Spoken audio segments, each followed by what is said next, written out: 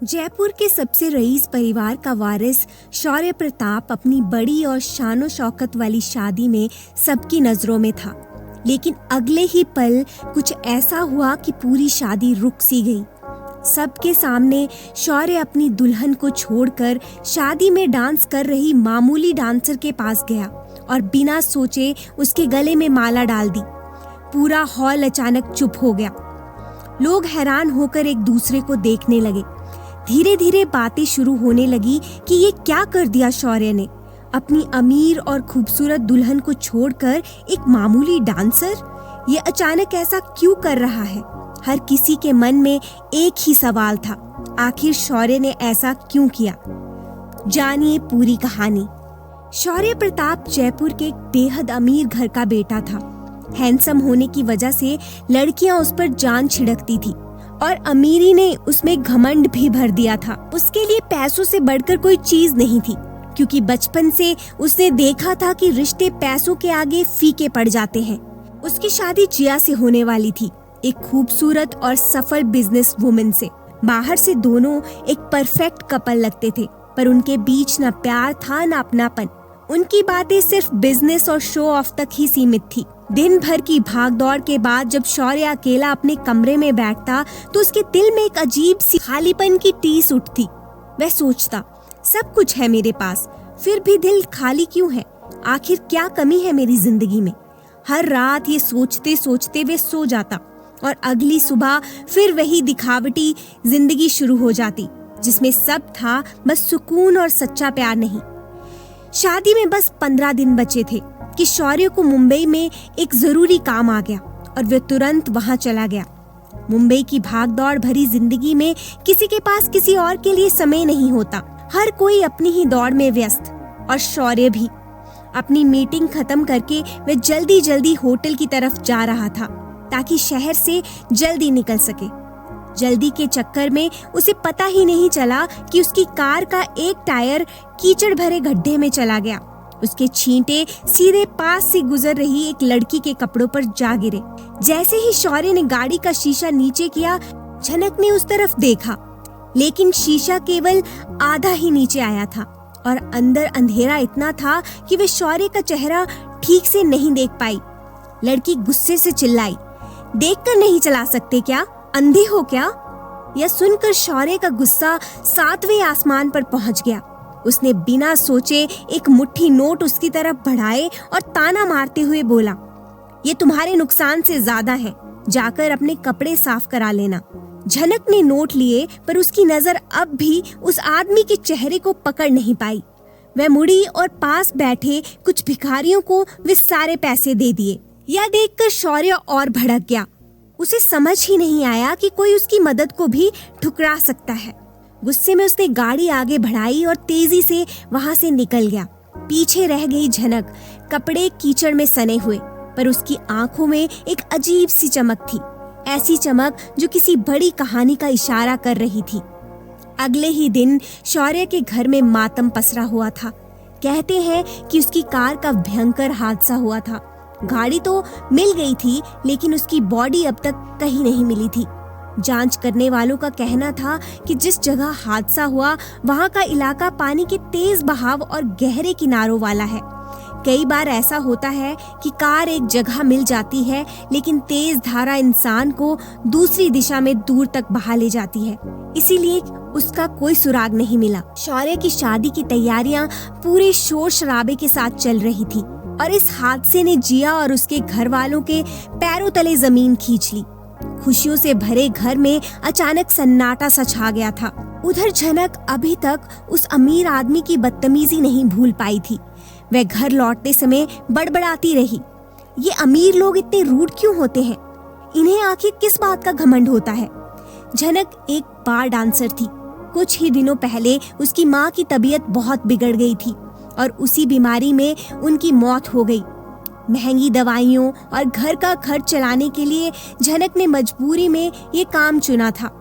वह अच्छी डांसर थी और अच्छी सिंगर भी, लेकिन हर रोज अमीर लोगों के अजीब रवैये, उनकी रूखी बातें और गंदी नजरों ने उसे जैसे अंदर से पत्थर बना दिया था। अब तो उसे इन सब की आदत सी पड़ गई थी। दर्द महसूस होने से पहले ही दिल सख्त हो गया था। अब माँ नहीं थी, इसीलिए झनक यह काम छोड़ना चाहती थी, लेकिन वे जानती थी कि शायद पेट पालने के लिए उसे यही काम जारी रखना पड़ेगा। उधर दिन बीतते जा रहे थे, लेकिन अभी तक पुलिस वाले शौर्य की बॉडी नहीं ढूंढ पाए थे। उसके घर वालों की उम्मीद दिन प्रतिदिन कम होती जा रही थी। झनक भले ही कम कमाती थी, पर उसके दिल में जरूरतमंदों के लिए बहुत प्यार था।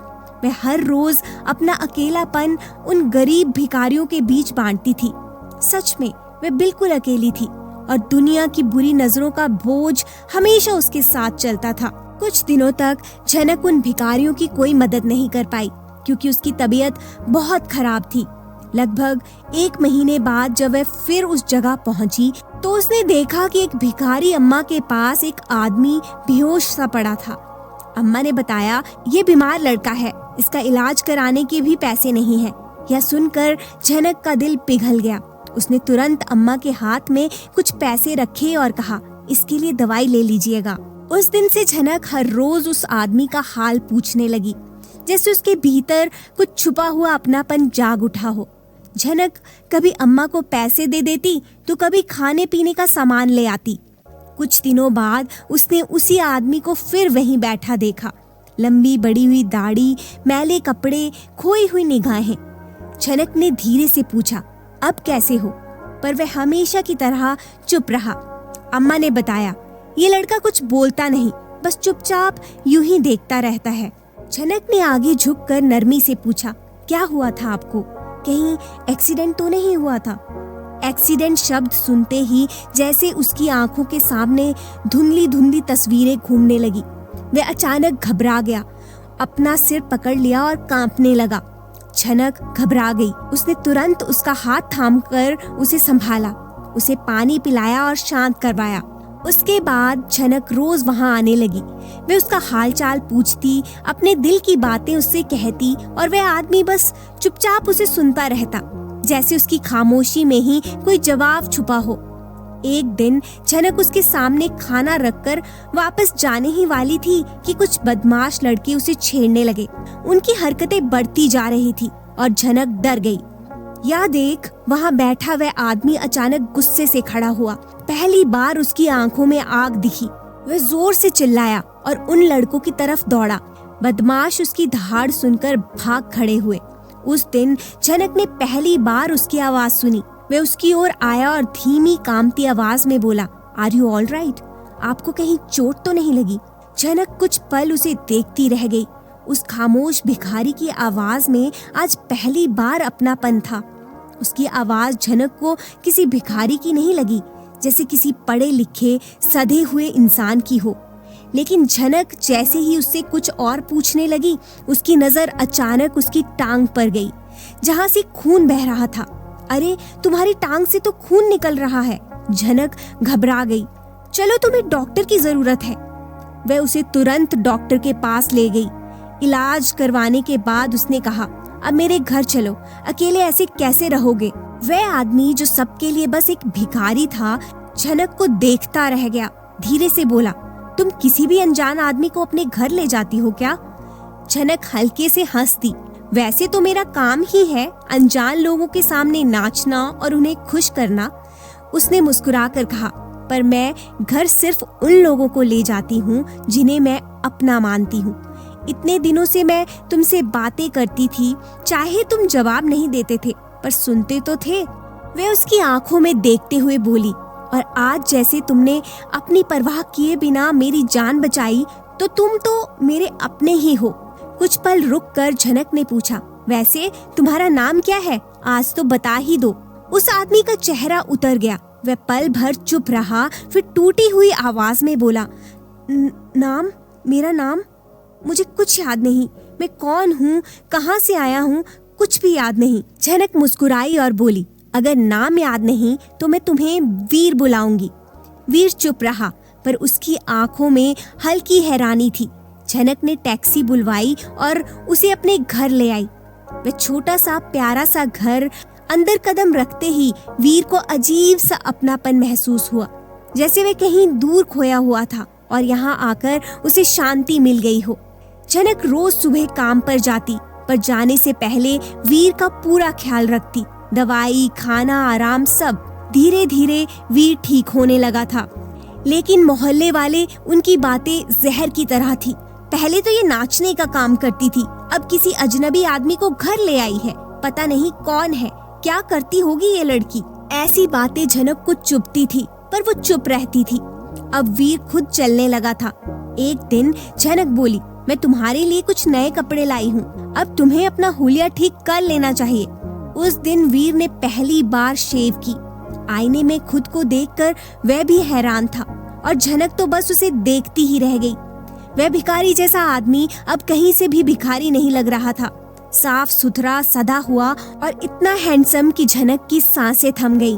वीर को भी झनक का अपनापन, उसकी देखभाल, उसकी हंसी सब अच्छा लगने लगा था। धीरे धीरे उसके मन में झनक के लिए प्यार पनपने लगा। एक दिन झनक बोली, आज मेरी छुट्टी है, चलो बाहर घूम कर आते हैं। जब दोनों साथ सड़क पर निकले, लोगों की निगाहें उन पर टिक गईं और फिर शुरू हुई फुसफुसाहट। देखो, आज फिर किसी नए लड़के के साथ है, कैसी लड़की है, कभी कोई कभी कोई। इतने में कुछ लोग आगे बढ़कर झनक से पूछने लगे, बताओ इसका तुम्हारे साथ क्या रिश्ता है, कौन है ये तुम्हारा?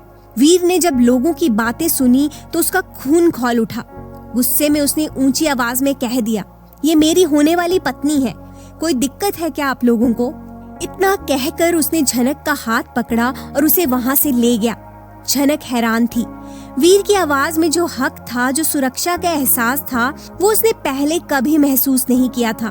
घर पहुंचते ही वीर ने गुस्से में कहा, तुम ये बार में नाचने वाली नौकरी छोड़ दो, मैं अब ठीक हूँ, सब संभाल लूंगा। झनक बस उसे देखती रह गई। उसके कानों में बार बार वही शब्द गूंज रहे थे, ये मेरी होने वाली पत्नी है। उसने हिम्मत करके पूछा, जो तुमने अभी कहा वो क्या था वीर? वीर थोड़ा घबराया, फिर धीमे से बोला, मैंने जो कहा वो सच था। अगर तुम्हें कोई आपत्ति नहीं हो तो क्या तुम सच में मेरी पत्नी बनोगी? झनक की आंखें चमक उठी, उसके चेहरे पर खुशी साफ दिखाई दे रही थी। उसने सिर झुकाकर हाँ कर दी। इसके बाद वीर नौकरी ढूंढने निकला और कुछ ही दिनों की मेहनत के बाद उसे एक स्टोर में अकाउंटेंट की नौकरी मिल गई। झनक ने भी बार में नाचने का काम छोड़ दिया। उसकी जिंदगी में पहली बार खुशी के इतने शांत, सुकून भरे दिन आए थे कि उसे खुद भी यकीन नहीं हो रहा था कि क्या ये सच में सच है। पर कभी कभी वीर की आंखों के सामने कुछ धुंधली यादें आ जाती, एक कार, पानी, चीख, रोशनी, और वह घबरा कर अपना सिर पकड़ लेता। झनक कहती, चलो डॉक्टर के पास चलते हैं, पर वीर हर बार मना कर देता, अभी नहीं, पहले शादी के लिए पैसे जोड़ लूं, फिर चलेंगे। सुबह वीर का ऑफिस जाना, शाम को झनक का उसका ध्यान रखना, ये छोटी छोटी बातें दोनों के दिलों में धीरे धीरे एक प्यारा सा घर बना रही थी। कुछ महीनों बाद दोनों ने फैसला किया कि वे मंदिर में जाकर शादी कर लेंगे। वीर मंदिर पहुंचने वाला था। उधर दुल्हन बनी झनक पूरी तरह सज कर खुशियों से भरी हुई मंदिर पहुंच गई। वह लगातार वीर को फोन कर रही थी, लेकिन फोन लग ही नहीं रहा था। झनक इंतजार करती रही। शाम हो गई पर वीर नहीं आया। आखिर पंडित ने कहा, बेटी मुहूर्त निकल गया है, आज शादी नहीं हो सकती। घबराई हुई झनक उसके स्टोर गई, लेकिन वहां पता चला कि वीर आज वहां गया ही नहीं था। उधर कुछ दिनों बाद जब वीर ने अस्पताल में आंखें खोली तो वह अपने परिवार वालों से घिरा हुआ था।